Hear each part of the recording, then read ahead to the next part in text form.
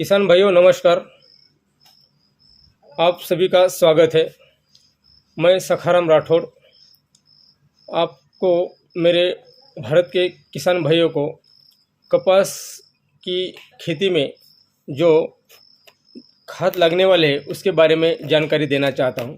किसान भाइयों, भारत देश एक विश्व में 2 नंबर पे कपास का उत्पादन निकालने वाला है। नंबर 1 पे चीन है और नंबर 2 पे भारत है। तो तकरीबन भारतवर्ष में पूरे राज्यों में कम ज़्यादा बारिश होने की वजह से कपास का जो बोना है वो आगे पीछे हो सकता है। लेकिन किसान भाइयों, अगर देखा जाए तो खाद में बेसल डोज यानी उर्वरक खाद मात्रा जो है, कुछ किसान भाइयों ने कपास बोने के वक्त जिन्होंने खाद दिया है उनका जो खाद दिया है उनको बेसल डोज या उर्वरक खाद बोल सकते हैं। उसमें कुछ किसान भाइयों ने यूरिया 25 किलो और DAP यानी डाई अमोनियम फॉस्फेट वो 40 किलो, उसके बाद में MOP म्यूरेट ऑफ पोटाश जो कि पौधे को ताकतवर बनाता है, डेंड्रू यानी बॉल्स को बड़ा या फूटने के लिए एक अच्छा उपयोगी आता है, उसको MOP म्यूरेट ऑफ पोटाश बोल सकते हैं। और 4 नंबर पे जो आता है वो सल्फर 4 किलो प्रति एकड़ के हिसाब से देना है। और सूक्ष्म पोषक तत्व इन्हें आप उसे माइक्रोन्यूट्रिएंट्स बोल सकते हैं, वो कम से कम 4 किलो बेसल डोज में देना है। और अगर नीम केक होगा तो 50 से 60 किलो प्रति एकड़ देना है। किसान भाइयों, ये है अपनी बेसल डोज यानी उर्वरक खाद देने के पहला डोज। लेकिन कई क्षेत्रों में, भारत देश के कई क्षेत्रों में, राज्यों में बारिश कम ज़्यादा या कुछ राज्यों में बारिश कम होने की वजह से आगे पीछे कपास बोना हो गया होगा। लेकिन जो इरिगेटेड और नॉन इरिगेटेड ये 2 प्रकार की खेती हिंदुस्तान या भारत में होती है। किसान भाइयों, अगर इरिगेटेड है इन्हें सिंचाई में अगर देखा जाए तो कपास एक काली मिट्टी जिसमें पानी का जो गुनगुना है ज़्यादा तौर पर रहता है, जिसमें कपास की फसल अच्छी आती है। ऐसे खेतों में इन्हें इरिगेटेड एरिया में 80% नाइट्रोजन इन्हें N, 40% स्फुरद यानी फॉस्फोरस और 40% पोटास इन्हें जिसे हम पालास कहते हैं, NPK 80-40-40 इसके हिसाब से इरिगेटेड कपास के लिए एक मानांकन माना जाता है, स्टैंडर्डनेस माना जाता है। वैसे ही देखा जाए तो नॉन इरिगेटेड, जहाँ पानी या सिंचाई की कोई सुविधा उपलब्ध नहीं है, बारिश के हिसाब से जहाँ खेती की जाती है उसे नॉन इरिगेटेड यानी सिंचाई की सुविधा जहाँ नहीं है उसे नॉन इरिगेटेड कहा जाता है। वहाँ पे जो खाद मात्रा है वो 60-30-30 NPK, N for nitrogen 60%, P for phosphorus 30% और K फॉर पोटास इन्हें 30%। इसके हिसाब से ये डिवाइडेशन करके देना पड़ता है। कपास ये फसल में उनकी जो बुआई का दिन है उससे लेके 90 दिन तक उसके अंदर ही खाद मात्रा की पूरी डोसेज होना चाहिए, ताकि उनको अपटेक करने के लिए कम से कम 20 से 25 दिन लग जाता है। इसीलिए बेसल डोज या पहला डोज और दूसरा डोज कपास की फसल में बहुत ही महत्वपूर्ण माना जाता है। ये जो कपास है ये BT बेसालेसिस थेरोइजिन्स ये जो जीन्स है ये एक ज़्यादा, ये जैसे पहलवान को खाना ज़्यादा लगता है, जिसे हम क्या कहते हैं कि उनको न्यूट्रिएंट्स ज़्यादा लगता है, उसके हिसाब से BT को इन्हें बेसालेसिस थेरोइजिन्स ये जो जीन्स वाली कपास है अपने इंडिया में जो अवेलेबल है उसको पहला दूसरा डोज में ज़्यादा से ज़्यादा खाद मात्रा पूरी करनी पड़ती है।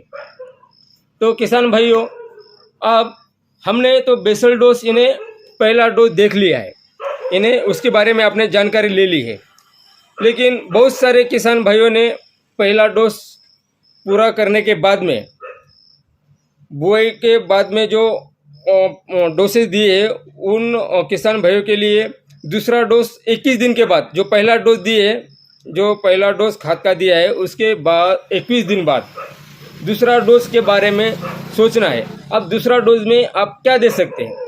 तो NPK 80-40-40 ये अपना इरीगेटेड के हिसाब से हो गया। अभी रेन फीड इन्हें उससे हम बोल सकते हैं कि जो बारिश के ऊपर पूरा डिपेंड रहता है, जो किसान नॉन इरीगेटेड खेती करता है, उसके लिए 60-30-30 NPK की जो खाद मात्रा वो दे दिए। और जो माइक्रोन्यूट्रिएंट्स है उसका भी हमने बेसल डोज या पहला डोज में पूरा कवर किया है। उसका अगर पहला डोज का और रिवीजन दिया जाए तो 25 किलो नत्र यानी यूरिया, जिसे नाइट्रोजन कहते हैं, उसके बाद में 40 किलो फास्फोरस, इन्हें स्फुरद कह सकते हैं। उसके बाद में म्यूरेट ऑफ पोटाश MOP, जिसे प्रति एकड़ 40 किलो, और उसके बाद में सल्फर 4 किलो, माइक्रोन्यूट्रिएंट्स 4 किलो, और उसके बाद में नीम केक कम से कम 50 से 60 किलो प्रति एकड़ के हिसाब से ये अपना पहला डोज या बेसल डोज कंप्लीट हो चुका है। तो कुछ किसान भाइयों ने अभी पहला डोज कंप्लीट करने के बाद दूसरे डोज के बारे में सोच रहे होंगे। तो मैं आशा करता हूं कि पहले डोज की जानकारी आपको प्राप्त हो गई या अच्छी लगी होंगी, लेकिन कुछ किसान भाइयों के लिए दूसरा डोज का जो नियोजन यानी शेड्यूल है वो उसके बारे में बताना चाहता हूं। किसान भाइयों, अब जो दूसरा डोज देना है उसमें यूरिया 40 किलो आएगा। पहले हमने 25 किलो दिया था, अभी यूरिया 40 किलो आएगा। हमें पूरे कपास के लाइफ साइकिल में 80% नाइट्रोजन देना है। उसके हिसाब से ये डिवाइडेशन करके हम आपको बता रहे हैं। 80%, पहले में 25 दे दिया, अभी दूसरे डोज में अपन कितने 40 किलो दे रहे हैं, और DAP 60 kilo, muriate of potash 30 kilo, और सल्फर और 4 किलो दे रहे हैं।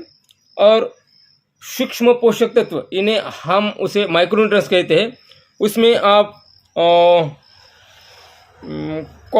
कैलमैग, ये इनका है पोटैश में जो काम करते हैं उसके हिसाब से अगर देखा, कैलमैग ये 25 किलो की बैग आती है, इसका भी बहुत बढ़िया रिजल्ट है।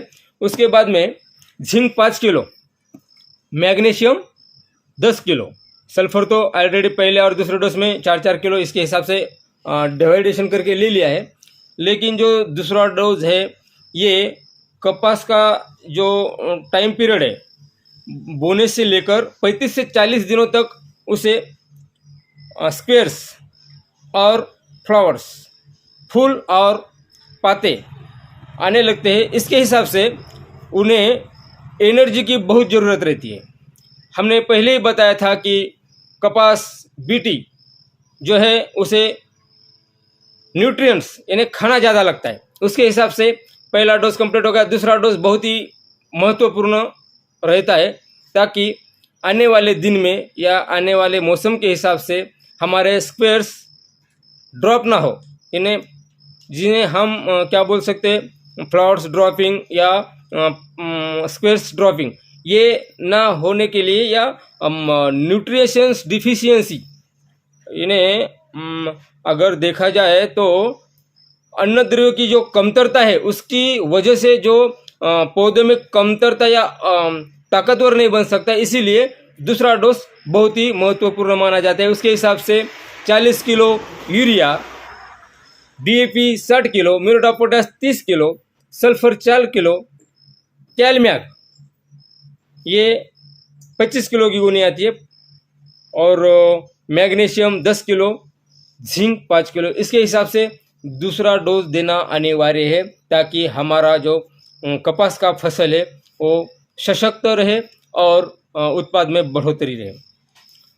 तो किसान भाइयों, पहला और दूसरा डोज के बारे में हमने आपको जानकारी दे दी है, लेकिन अब हमारे को अगर तीसरी डोज के बारे में जानकारी देना है, मैं फर्टिलाइज़र यानी खाद के बारे में पूरी आपको डिटेल्स में जानकारी देता रहूँगा। अगर आपको ये दूसरी डोज के बारे में जानकारी मिलने के बाद में अगर कोई काश्तकार या कोई किसान भाई, हिंदुस्तान के पूरे किसान भाई देख रहे हैं ये वीडियो, तो ये जानकारी देने के लिए मैं तीसरा डोज के बारे में भी ये वीडियो बनाना चाहता हूँ। और तीसरा वीडियो आने के लिए आप इस वीडियो को सब्सक्राइब और लाइक कीजिए और शेयर कीजिए, ताकि जो मेरा तीसरा वीडियो है सबसे पहले आपके नोटिफिकेशन पे आएगा, यानी आप सबसे पहले ये वीडियो देखेंगे। इसका फ़ायदा आपको ही होने वाला है। साथ साथ में मैं ये बताना चाहता हूँ कि ये जो जानकारी है, ये मैं जो यूनिवर्सिटी का जो गाइडलाइन है उनके हिसाब से, और दूसरी बात नॉन बीटी के पहले जो हेक्टेयर हिसाब था, अभी मैं एकड़ के हिसाब से आपको बता रहा हूँ, जो कि 2000 के बाद में जो बीटी ये हमारे इंडिया में लॉन्च हो गई है। 2000 के बाद में हम बीटी 2000 से लेकर 2002-3 के तकरीबन लॉन्च हुई। अभी 2023 चालू है। आने वाले साल में BT4 आने की संभावना बताई जा रही है। उसके हिसाब से डोज बदल सकते या नहीं बदल सकते बाद में देखेंगे, लेकिन अभी फ़िलहाल हम BT2 के हिसाब से ये फर्टिलाइज़र डोसेस रिकमेंडेशन कर रहे हैं। तो किसान भाइयों, आशा करता हूँ कि ये जानकारी आपको अच्छी लगी होंगी, और आप आने वाले मौसम के हिसाब से इसका बहुत ही बड़ा फ़ायदा होने वाला है। कपास के बारे में अधिक जानकारी लेने के लिए लाइक, कमेंट और शेयर कीजिए और सब्सक्राइब कीजिए। धन्यवाद। जय जवान जय किसान। आशा करता हूँ कि आप खुश होंगे और अच्छे होंगे और खुशहाल होंगे। जय हिंद।